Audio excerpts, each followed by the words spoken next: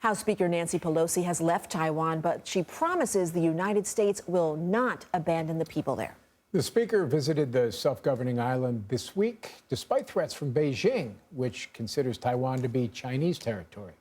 Speaker Pelosi said Wednesday the U.S. is determined to, quote, preserve democracy in Taiwan and around the world. We want Taiwan to always have freedom with security, and we're not backing away from that.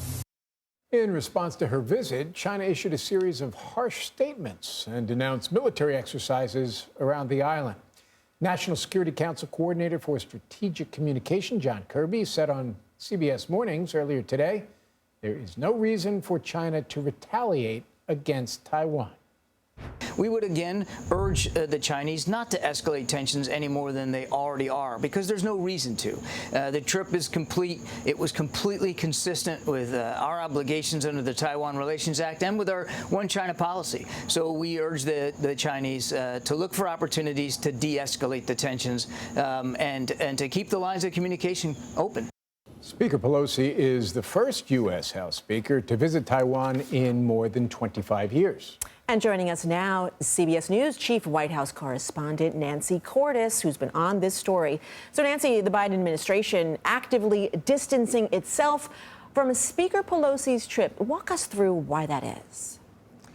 Well, it's because they don't want to get China's back up any more than it already is. They are trying to smooth things over with this major superpower. So you heard John Kirby in that briefing yesterday saying repeatedly the speaker has a right to go. The speaker has a right to go. But when he was asked, does the president support this trip? Does he think it's a good idea? He resorted to that talking point. She's got the right to go. The president thinks she has every right as a U.S. official to go to Taiwan, not willing to go any further than that. What was also interesting is what he would say, which was that the president enjoys good open communication with President Xi of China, and that the U.S. policy towards China and Taiwan has not changed. He kept stressing that, and that is reflective of the concern here at the White House, at the Pentagon, that China might overreact to this visit by the woman who is third in line to the presidency, that they might hold live fire drills, which we now know will take place starting tomorrow in the Taiwan Strait, and the concern about the potential that that creates for a misfire, for a miscommunication that could lead to some kind of conflict. That's what they're so eager to avoid. So with so many high-powered eyes and ears on Speaker Pelosi during her visit, what exactly did she say?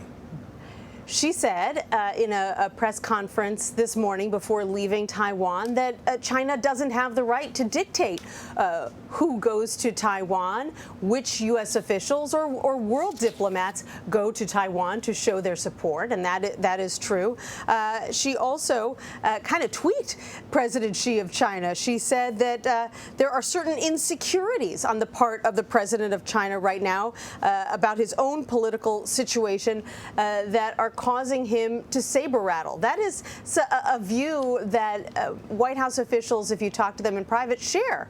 And it's part of the reason, actually, that they didn't think that she should take this trip right now, not because they don't believe in members of Congress going to Taiwan, but because they do believe that President Xi's political situation in China right now is somewhat fraught, and that he might look to cement his position after, economic struggles with COVID by making some big show of force against Taiwan or the United States. That explains partly why they were uncomfortable with the idea of Speaker Pelosi going to Taiwan right now, although once she made it clear she wasn't going to be changing her plans, they basically had no choice but to get on board. The word insecurities, I'm sure that's not going to be calming any waters anytime soon. Nancy Cordes, thanks so much for being with us. You're welcome.